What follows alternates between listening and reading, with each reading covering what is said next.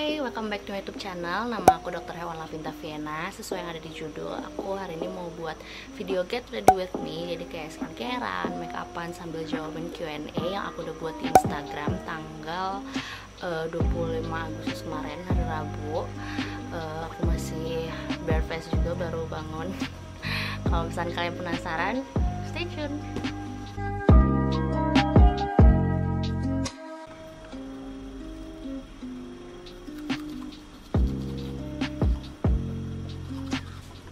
Next, aku pakai brightening facial wash dari Scarlett Whitening. Ini aku ambil secukupnya aja. Kalian bisa lihat sendiri teksturnya. Nah, aku suka sama facial wash dari Scarlett Whitening karena setelah cuci muka ini ya, aku ngerasa muka aku itu bersih, seger, terus tekstur muka aku tuh halus, ngelembapin. Jadi yang menurut aku paling penting gitu ya di facial wash itu nggak bikin muka kering dan jadi kerasa ketarik gitu loh.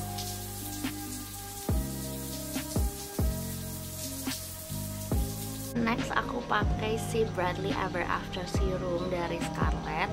Jadi kalau produk yang ini aku udah pakai sekitar 3-4 bulan. Aku beli ini karena aku tertarik banget sama ingredientsnya ya.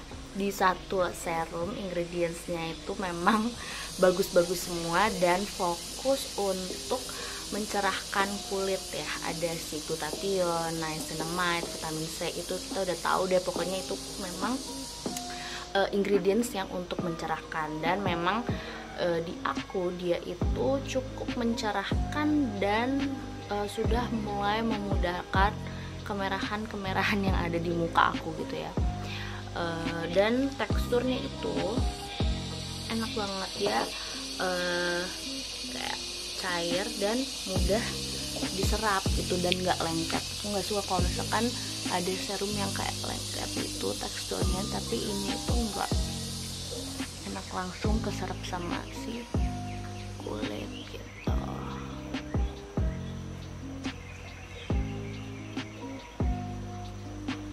Oke, next ini aku pakai Brightly Ever After Day Cream ya. Ada yang night cream juga, tapi ini karena masih pagi jadi aku pakai day cream. Aku pakai ini udah 2 minggu.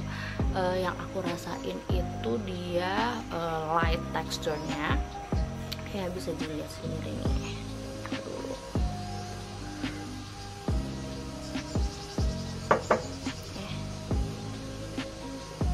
Tuh, teksturnya ringan.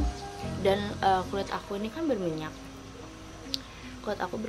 dan pakai ini minyaknya berkurang gitu. Jadi untuk kalian yang kalau misalkan kulitnya berminyak, jangan malah nggak pakai moisturizer gitu. Justru moisturizer itu bakal bisa ngurangin minyak karena kulit ngerasa cukup terhidrasi gitu kan. Jadi dia nggak produksi minyak berlebihan. Kalau kulit ngerasa mukanya itu kurang terhidrasi, pasti dia akan produksi minyak berlebih juga gitu. Jadi udah pakai serum, moisturizer itu gunanya juga untuk mengunci serum yang udah diberikan tadi ya.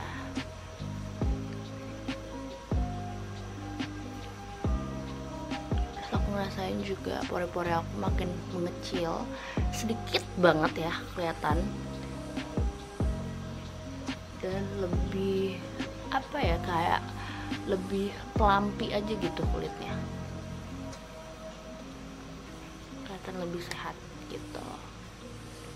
Dari skincare ya, last but not least tapi ini paling penting, pakai sunscreen.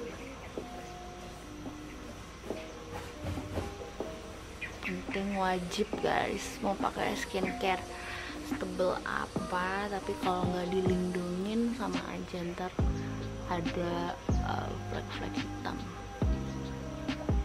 yang muncul. Udah mulai ada nih tuh.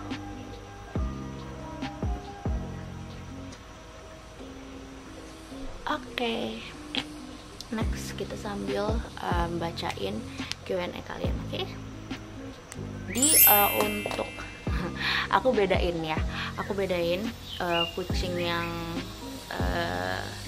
ras aku dengan kucing yang di luar itu berbeda. Di luar sama yang di shelter itu sama, sementara kucing yang aku yang dulu susah juga ya ngomong sambil make upan. Alis masalahnya nih, duh, bukan karena aku membedakan berdasarkan breednya ya, tapi jujur kalau misalkan yang non ras itu aku kasih makan yang sama ya boncos ya bunda. Di shelter apalagi kan, kucing shelter itu bisa ada 50-an kucing, maybe more, karena ada kucing-kucing dari luar juga gitu kan. Jadi kalau misalkan yang ras itu aku ada yang pakai Pure Lux. Pure Lux itu Theo, Mola, Sienna, Mini yang lagi aku jodohin sama Theo itu pada pakai Pure Lux semua. Sementara Kobe, si Otok sama Bubu pakai Natus Protection. Oke, sementara yang di shelter sama kucing luar itu biasanya pakai Gio campur Proplen atau Minino gitu. Minino juga bagus guys, ternyata kucing-kucing pada suka pakai Minino. Tapi yang Minino Yam ya, pet foodnya aku biasa pakai Super Pet. Next question. Jadi aku mencari yang paling murah tapi yang masih oke, yang masih bisa ditolerir. Itu top litter itu yang Baimol sama Cup and Kit ya, itu murah banget sih, 100 ribuan untuk 20 kilo. Mencari pasir itu harus yang menggumpal dan nggak gampang ambiar lagi tuh gumpalannya, sama cari yang memang nggak begitu berdebu gitu. Oke, next question. Ada dokter yang umur 2 bulan aja udah boleh divaksin, ada yang umur 3 bulan, ada yang minimal 1 kilogram dulu. Kalau aku pribadi memang lebih memilih untuk kalau udah 1 kilo gitu. Kalau kucingnya udah 1 kilo, kucingnya 1 minggu sebelumnya sudah dikasih drontal, oke, kalau menurut aku boleh divaksin segera gitu ya. Karena apa nih ya, untuk kucing yang di bawah umur 1 tahun itu sangat rentan akan penyakit ya, apalagi virus itu mematikan sekali. Jadi bagi kalian ya yang punya kitten di rumah atau yang nemu kucing tapi masih di bawah 1 tahun, please langsung segera divaksin, karena kalau sampai terkena virus itu mematikan ya, hanya hitungan jam atau hari dia udah bisa tiba-tiba mati gitu ya. Jadi untuk mengurangi resiko yang ada, kalian harus langsung vaksin kucing kalian segera. Oke, next question. Aku ini home visit sama standby-nya di shelter di Jakarta Cat Lovers Kuningan, Jakarta. Nah, aku itu lagi nunggu sampai border di Malaysia dibuka gitu, karena aku udah keterima kerja di Malaysia di Dokter Zawani Klinik namanya. Dia ada 2 cabangnya di Kuching sama di Subang. Aku masih belum tahu tuh ditempatin antara 2 tempat itu. Oke, jadi doain supaya border Malaysia dibuka jadi aku cepat bisa kerja di klinik. Oke, tergantung dari dokternya ya, tapi kalau aku pribadi sih, kalau misalkan untuk jantan boleh aja langsung dibawa, nggak usah nginep gitu. Kalau betina itu resikonya banyak ya, jadi mendingan diinepin sehari 2 hari. Tapi kalau jantan selama dia udah sadar nggak perlu nginep lagi kalau menurut aku sih. Next question, kucing bisa kena COVID, bisa ketularan dari manusia. Udah ada beberapa case-nya. Kemarin yang terakhir juga bahkan ada harimau yang terkena COVID ya di Ragunan, kalau misalnya kalian tahu beritanya. Jadi binatang bisa kena COVID, bisa tertular dari manusia, tetapi sampai saat ini belum ada kasus di mana hewannya menularkan ke manusia gitu. Jadi kalau kalian memang sedang positif COVID ya, lebih baik kalian itu ya isolasi juga dari hewan peliharaan kalian gitu, karena ada yang jadi menimbulkan gejala klinis di hewan kalian, ada yang memang tidak menunjukkan gejala klinis gitu. Oke, jadi kucing itu memang sensitif banget ya. Kalau misalkan dia merasa ada yang nggak nyaman sedikit gitu ya di tubuhnya, apalagi sakit, dia tuh pasti nggak mau makan.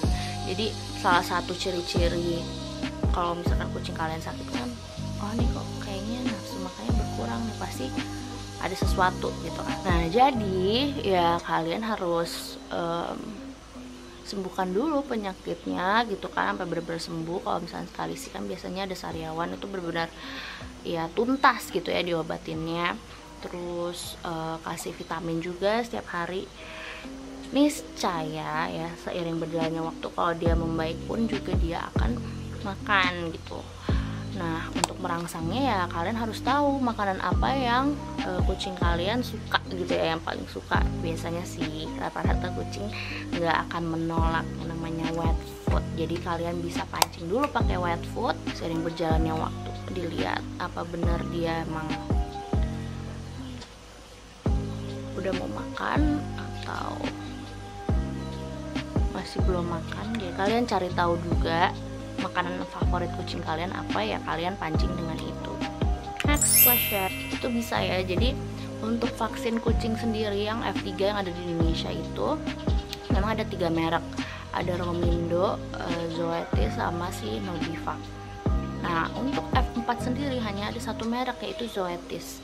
Jadi kadang-kadang dokter ya suka mencampur, maksudnya beda merek gitu ya, nggak apa-apa, nggak masalah. Next question ini dari Gita Wulandari. Jadi kalau dari gejala klinisnya ya, ini dibilangnya diare, ada diare dan juga ada muntah. Ini kemungkinan besar virus panleukopenia. Oke, jadi kalau virus itu memang menular. Oke, jadi kalau kalian punya kucing di rumah yang terlihat sakit, itu harus langsung segera dipisahkan, oke, dari kucing yang lain. Astagfirullah. Pertanyaannya apakah itu menular? Iya, udah pasti menular. Oke, virus panleukopenia itu udah pasti menular dan mereka itu ganas, makanya wajib bagi kalian untuk vaksin kucing kalian, dan nggak boleh 1 doang yang divaksin, harus semua kucing, oke? Karena itu tadi sesuai dengan cerita, lihat diare, muntah, lemas, langsung meninggal. Kenapa dilompatin? Pokoknya kalau kucingnya itu sehat ya, please jangan di longkap-longkap ya, jangan di skip gitu. Kalau sehat langsung segera di vaksin, kecuali kalau memang kucingnya lagi sakit gitu ya, ada masalah, boleh deh ditunda-tunda. Tapi kalau enggak, kenapa gitu loh, karena titer dari vaksin tersebut tuh udah pas banget gitu loh. Jadi kan di booster itu kan biar naik gitu loh titernya, tapi kalau di skip gitu nanti nggak mencapai titer maksimum dari si vaksin itu gitu loh. Jadi semua itu peraturan sudah dibuat ya, jadi jangan dilanggar gitu loh kalau memang nggak kepaksa banget. Oke, dari si kuliner manja, jadi jangan kalian itu mandiin kucing sering-sering ya, karena barrier dari kucing itu tipis gitu ya kulitnya. Jadi kalau misalnya kalian mandiin terus ya, malah jadi rusak kulitnya gitu. Jadi kalian cukup sebulan sekali aja mandiin kucing ya. Kalian nggak usah terlalu rajin juga, karena kucing itu bisa grooming dirinya sendiri gitu ya. Jadi sebulan sekali aja cukup. Terus pakai Sebasol buat mandiinnya dan bersihin jamurnya dulu pakai detol gitu ya, dicabutin satu-satu rambutnya. Habis itu baru pakai VCO atau salep ketoconazole. Aku udah bikin kok video tentang jamur, jadi bisa ditonton sendiri. Oke. Si awal kucing terkena ear mites itu apa ya, Dok? Oke, jadi biasanya ya kalau misalnya kucing terkena ear mites itu dia suka garuk-garuk ke arah telinga ya. Jadi kadang-kadang di luarnya itu suka jadi apa ya, kayak bulunya itu rontok gitu ya, kayak kemerahan. Nah, itu salah satu indikasinya. Terus kalau kalian bersihin telinga kucing kalian tapi kok besoknya udah kotor lagi, kotor terus gitu kan, nah itu bisa ada tanda-tanda kucing kalian terkena ear mites. Oke, jadi untuk tahu secara pastinya kucing kalian terkena ear mites atau enggak itu harus dibawa ke dokter hewan karena ntar dicek di bawah mikroskop. Oke, make up aku udah selesai by the way, gini aja, nggak pakai foundation. Pokoknya aku entah kenapa ya udah mager banget pakai foundation. Kalau ada imperfection sedikit kayak udah nggak apa-apa, normal, itu manusia gitu kan. Oke, untuk Q&A nya kayaknya cukup segitu aja. Sudah lumayan banyak yang dijawab walaupun kurang fokus. Makeupnya ternyata sulit juga ya untuk multitasking. Untuk rambut aku kayaknya akan seperti ini aja. Aku nggak catok, nggak apa, nggak blow. Aku keramas biasanya 2 hari sekali, jadi kemarin baru keramas, jadi nggak aku apa-apain. Jadi paling aku ganti baju aja dulu. Oke, sekian video kali ini, semoga kalian terhibur. Q&A nya juga menjawab semua pertanyaan-pertanyaan yang dari Instagram. Gak bisa semua, aku juga kalau misalkan di Instagram juga mencoba untuk sefokus mungkin balesin, tapi lumayan banyak pertanyaannya, jadi aku biasanya milih yang emang seru aja untuk dibales gitu. Oke, thank you for watching, bye.